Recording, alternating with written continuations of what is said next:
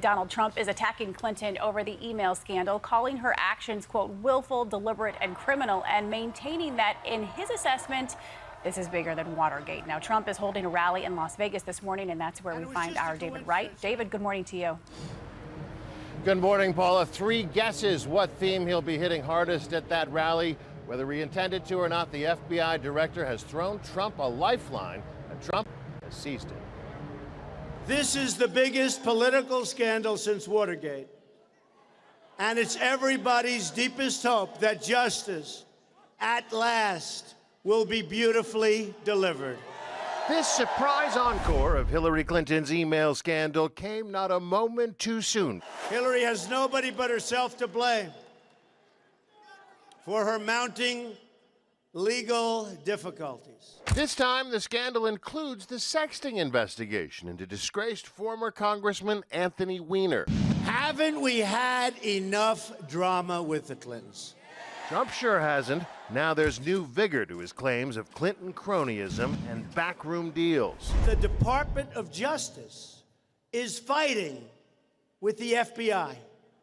That's because the Department of Justice is trying their hardest to protect the criminal activity of Hillary Clinton.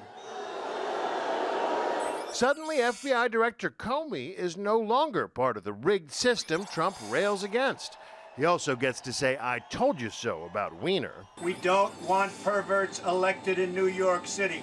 No perverts. Pointing to past tweets, calling him a sicko and a calamity. It's called instinct, folks. I had no idea it was going to be that accurate. Boy, that was right on the nose.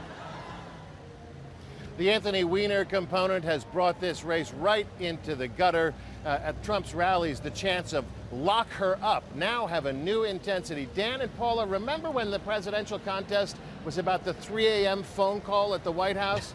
Now it's about 3 a.m. messages of a very different sort. Yeah, I think you could argue this race has been in the gutter for a while. David, thank you very much for your reporting from Vegas this morning.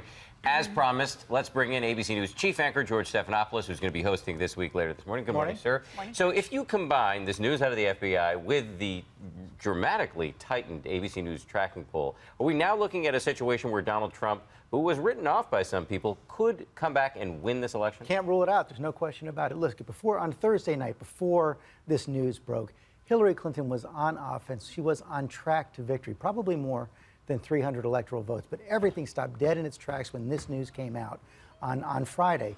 Our latest poll shows that about 30% of the people say that this makes them less likely to vote for Hillary Clinton. Now, most of those were for Donald Trump anyway, but the question is, will this energize his supporters even more, depress her supporters?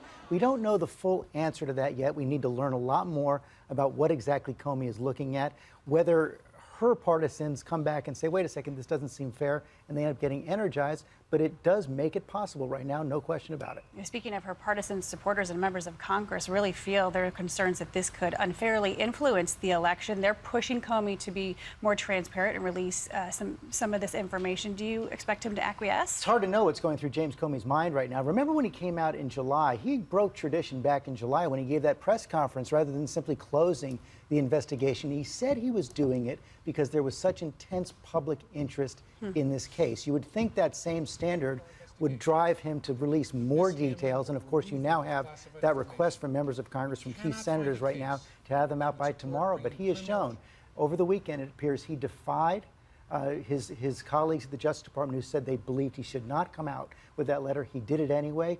Only he knows what he's going to do. But doesn't he have a case here? I mean, he's getting pounded by the Democrats for going ahead and releasing this letter so close to the election. But if we had found out after the election that he had learned about this new trove of emails and didn't say anything until after the election, he'd be pounded for that. Right, no question about it. He was in a tough spot, in part because he had come out publicly in the past. I think one of the questions we need to get an answer to, though, did he even know what was in the emails when he wrote the letter? Wait, I think he's saying he doesn't know. Some indication that he certainly doesn't know the full scope of it, but it might have had no idea at all. So that's what's creating the criticism for him as well. But no question about it, he was in a very, very tough spot, probably going to get criticized no matter what he did. We'll see what he does in the coming days. it's almost certain to affect the election in some way. George, thank you very much. George. And a reminder that George has a big show coming up. He's going to go one-on-one with the Democratic vice presidential nominee, Tim Kaine. That's later this morning on This Week. And stay with ABC News for complete coverage on Election Day itself, led by George, and it's now just 9 days away. Next Tuesday. Thanks very much, Dan.